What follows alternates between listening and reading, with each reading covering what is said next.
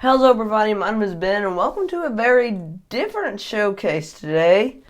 As many of you know, today is Father's Day, and last year I made some figures for my dad.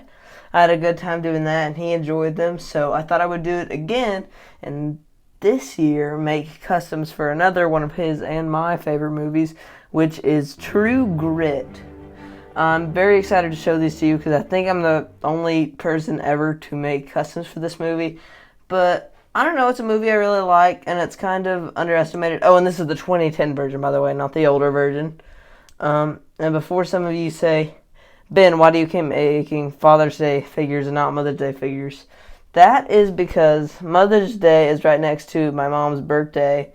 And for my mom's birthday, I actually did make her a figure, which was Loki from Thor Ragnarok, but I haven't reviewed that yet because it's just one figure, so I'm waiting for the next random custom minifigures video, which will be showing up soon.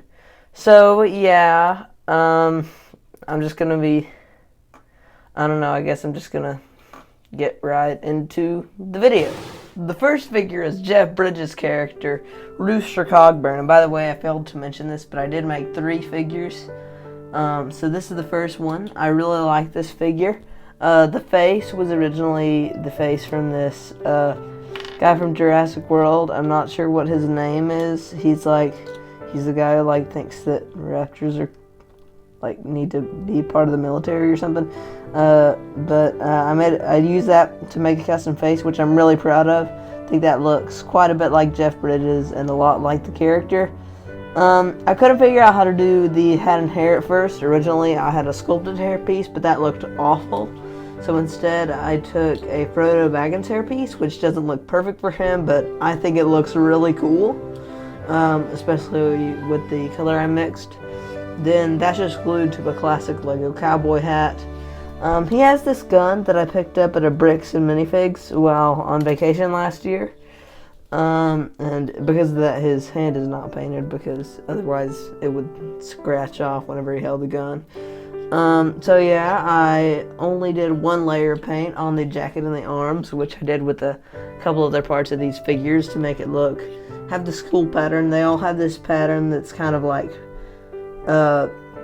looks a little untidy with some black strings along with their light gray, so did that for him. Pretty proud of his torso, which I fully did, even though it was supposed to be completely covered by these, which didn't turn out obviously, but I think the details on there are really cool.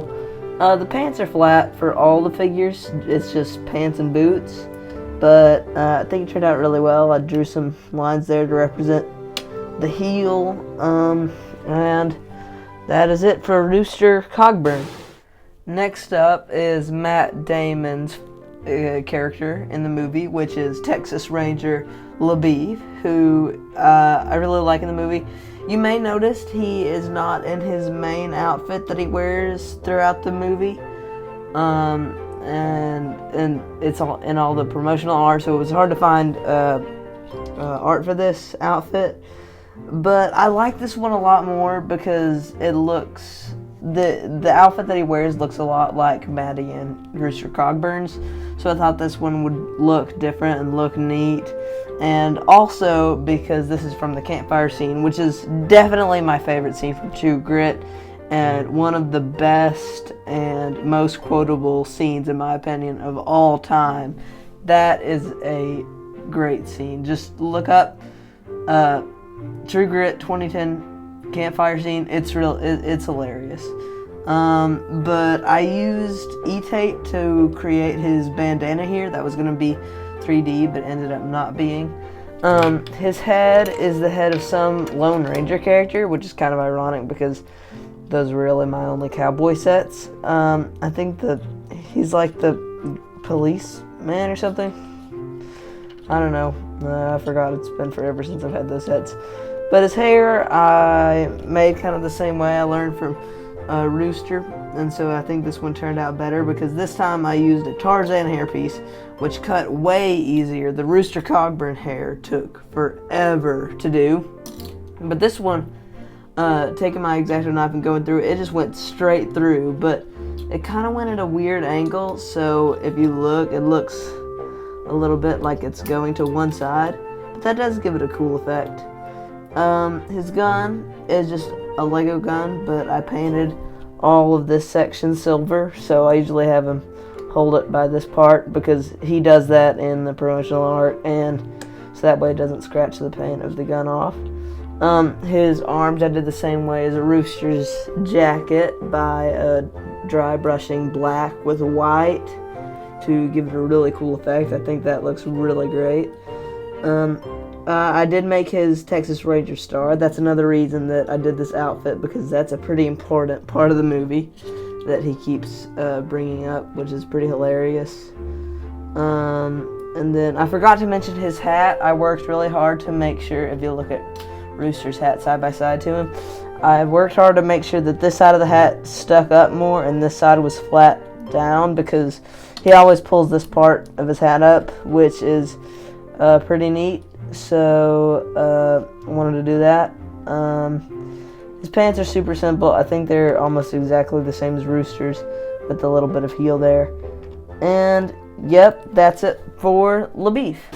Next up is Maddie, who is the only character here that does not have an accessory or a cowboy hat. I was originally going to give her one, but I couldn't get it to turn out well. For the hairpiece, I used this hairpiece. I'm not sure what it's called. I know they use it for Misako and some other characters like that. And I just took the back and kind of made the braids wrap all the way around by taking 2 strands of green stuff and knotting them together. And I think that looks really great.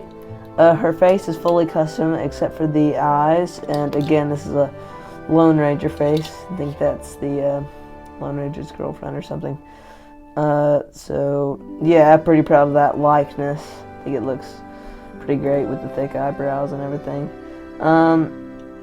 Then she has short legs. She may have needed mid legs, which I kind of regret not giving her, but I think it looks fine. I think it looks great. Then she uses a jacket which covers up most of her body. That's made of paper. Then E-tape wraps all the way around it to be her belt. And then her legs are painted brown and then just have black boots on the bottom. Some silver there to represent the bootstraps. And that's it for her. Thank you so much for watching. As you can see here, I do have Thanos to represent Tom Chaney, Josh Brolin's character, since that's the only character I regret not making. Thank you so much for watching. This is a much weirder custom review, just because I've never really done anything like this. It's really the only Western movie that I like, and my dad likes it, so happy Father's Day to all you dads out there, and to everyone who has dads. Enjoy your day. Have a good day with your fathers. Thank you for watching.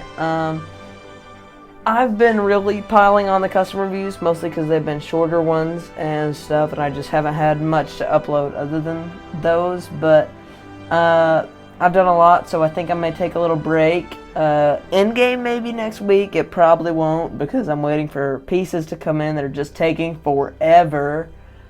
Endgame maybe next week if I'm lucky. If not, I have a very, very interesting video that I'm super excited to put out. And then a couple weeks after that is my birthday, so I probably won't do customs then. But yeah, thank you for watching. Be sure to check out True Grit, and also be sure to check out my new collaboration channel. That's a pretty cool thing. So yeah, thanks for watching, and see you later. Future Ben, I forgot to say, stay nerdy friends. So there's the outro, stay nerdy friends.